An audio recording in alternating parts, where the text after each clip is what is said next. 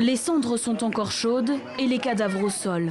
Ce 12 juin 2019, le Premier ministre malien Boubou Cissé se rend dans le village de Sobameba, théâtre d'une tuerie qui a fait des dizaines de morts.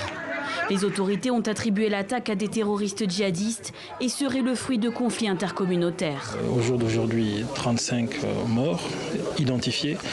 Parmi ces morts-là, il y avait des enfants, 24. Des enfants qui ont été tirés dans le dos. Donc il est important que personne n'oublie ça. Une tuerie comme on connaît très régulièrement le Mali. Dans un rapport d'une centaine de pages, l'ONG Human Rights Watch dénonce ces atrocités.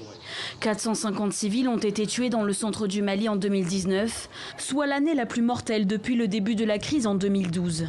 Les groupes armés, tous les groupes armés ont appris qu'ils peuvent tuer, ils peuvent brûler les gens sans presque aucune conséquence. Et cette impunité a donné vraiment à encourager plusieurs violences. Ces violences se sont depuis propagées vers le centre du Mali et vers ses voisins, le Burkina Faso et le Niger. Et ce, malgré la présence des forces françaises, régionales ou celles de l'ONU.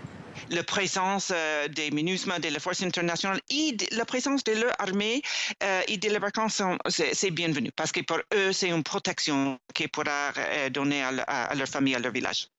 Une crise amplifiée par la stratégie des djihadistes. Certains recrutent parmi les Peuls, généralement des éleveurs, semant des troubles intercommunautaires avec d'autres ethnies de la région. L'an dernier, des tribunaux ont ouvert plusieurs enquêtes et condamné environ 45 personnes, mais n'ont toujours pas poursuivi en justice les puissants chefs de groupes armés impliqués dans ces actes.